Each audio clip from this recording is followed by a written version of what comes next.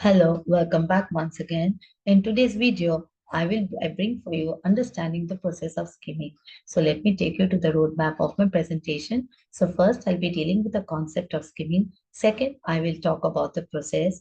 Third, I will share with you certain examples. And fourth, I will highlight the importance of skimming.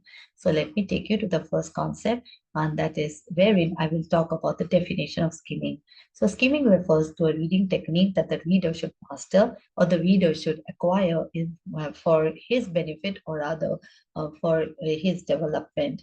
So in my previous video, I talked to you about how prediction is the core of reading comprehension, and prediction is a skill that one needs to acquire in the process of reading. In order to predict, we have to use certain techniques. So the one of the techniques of prediction is skimming. So skimming is actually a technique, and therefore the reader should use it in order to arrive at the main or the general idea conveyed by the writer. So having understood this, let us now move on to the second concept, that is the process. So we need to first of all find out what to read while skimming. So we know that reading is a key to learning, but it is very essential for us to understand that what is it that we need to concentrate while skimming. So we have to take care of the art of skimming. So here I would say that when we are skimming, we need to identify the keywords. By keywords, I mean that we should concentrate on the content or the whole words. Now, content words are words which have meaning even when isolated from the sentence. That is, they bring meaning to the text. So, by concentrating on the content words, we derive meaning as to what the writer is trying to convey. So, in long passages or in long text, it is essential for the reader to concentrate on the content words. But while dealing with the short passages, we can also deal with the headings and titles. This is applicable also to long passages if the writer has provided the headings or the titles of the text.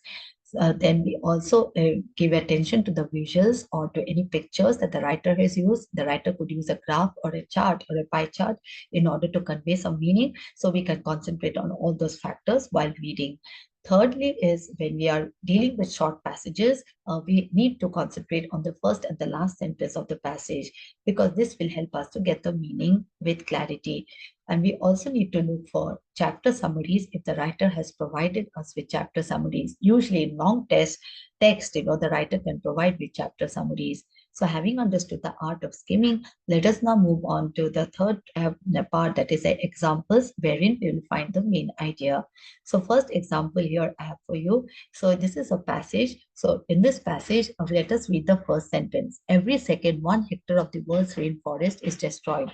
Now, let us read the last sentence. Logging, however, provides jobs, profits, taxes for the government, and cheap products for all kinds of consumers. So the government is reluctant to restrict or control it. So by reading the first sentence and the last sentence, we understand that the writer is talking about that how the rainforest is destroyed, and what destroys the rainforest is logging, and the government is not able to control it or not willing to restrict it because it is earning profits or taxes, and therefore it's not actually very keen in restricting or controlling it.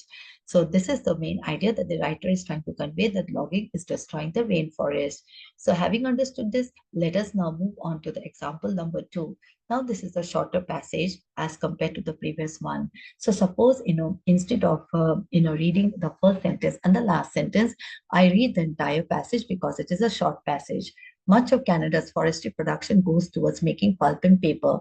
According to the Canadian Pulp and Paper Association, Canada supplies 34% of the world's wood pulp and 49% of its newsprint paper. If these paper products could be produced in some other way, Canadian forests could be preserved.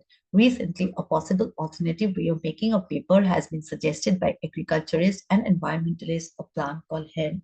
Now, if I read the entire passage, I have two main ideas that I feel would be the actually what the writer is trying to convey. One, he is trying to say that Canada is a leading country in producing pulp and paper. The second would be that the Canada's forestry is at threat at the moment. So, but then this is based on my reading the entire passage. But if I concentrate only on the first and the last sentence, I can identify that the main idea that the writer is conveying is Canada is a major supplier of paper and pulp.